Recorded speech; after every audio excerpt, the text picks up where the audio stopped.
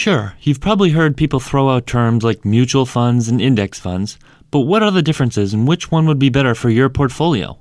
You might think that the difference is minimal, and while it may seem that way, the difference between these two investments could be hundreds of thousands of dollars over the course of your investing career. Learn the differences between these two common investment vehicles to ensure your hard-earned money is providing you with the largest return for your retirement years. Mutual funds. A mutual fund is at its core a managed portfolio of stocks and/or bonds. You can think of a mutual fund as a company like Fidelity or Morgan Stanley that brings together a large group of people and invests their money on their behalf in this portfolio. Each investor owns shares of the mutual fund, which represent a portion of its holdings. Mutual funds are operated by money managers who create portfolios for investment with the pool of money. Some managers, like fixed income managers, focus on generating low-risk, high-payoff investments for their funds, while long-term growth managers try to beat the Nasdaq or S&P 500 during the fiscal year. The objective of a mutual fund is to beat the investment returns of a related benchmark index. The benchmark index, or market, is simply a measurement of a relevant section of the stock market.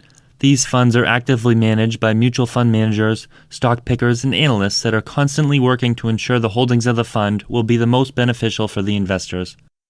The funds are usually invested in a mixture of stocks, bonds, and similar securities.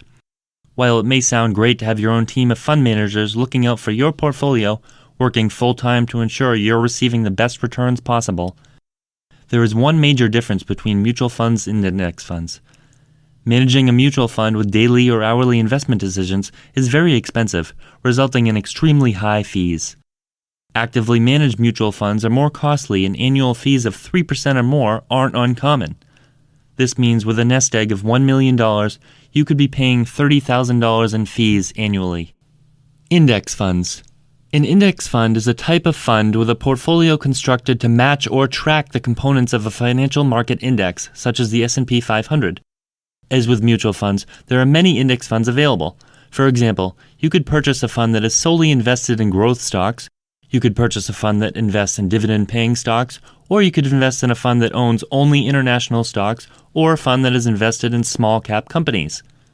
Most common are index funds that track the S&P 500 or the Dow Jones Industrial Average. An index fund is said to provide broad market exposure, low operating expenses, and low portfolio turnover. Index funds can be a selection of stocks, bonds, and similar securities that are designed to mirror the market index as opposed to outperforming. An index fund that tracks the S&P 500 will provide a return equal to that of the S&P 500, less any expenses that the fund incurs. Index funds typically have low costs, with the cheapest choices charging less than 0.2% per year in expenses. The funds aren't actively managed. Instead, the investment mix is automatically managed to match the market trends. Performance is solely a result of market changes within a certain selection of stocks, not someone trading in and out of stocks. As a result, there is a dramatic difference in management cost, or what's called the expense ratio. The index fund fees or expense ratio will be close to $2,000 annually on a $1 million account. Tony Robbins says that if you have two people, each with $100,000, and one person pays 1% fee on their investment fund, and the second person pays 3%, the person paying 1% will have about double the money in their account over time. The average mutual fund charges 3.1% per year according to Forbes, which is a substantial amount in comparison to the average index fund, which charges just 0.2% annually. Consider purchasing index funds with tax-advantageous accounts or with commission-free brokerages like Robinhood to save even more. Paying attention to the fees you're paying is critical because it could cost you hundreds of thousands of dollars over time. In any event, an index fund is simply a fund that, instead of having a portfolio manager making selections, the investment selection is automatically tracking the market segment. History has shown that it's extremely difficult to beat the market over time. Index funds allow you to invest in the market at very low cost instead of paying a higher fee, so experts can attempt to outperform typical investment returns. Time after time, we've seen that the low cost of an automatically managed fund far outweighs the benefits of an expensive, actively managed fund, which incur a percentage of your portfolio year after year, whether or not the investments lose or gain value.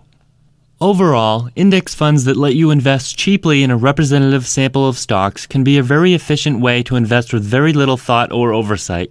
However, if you can stomach expense and feel confident that you can find the rare, actively managed fund that will outperform the benchmarks, then you're free to try to beat the odds and go the active route.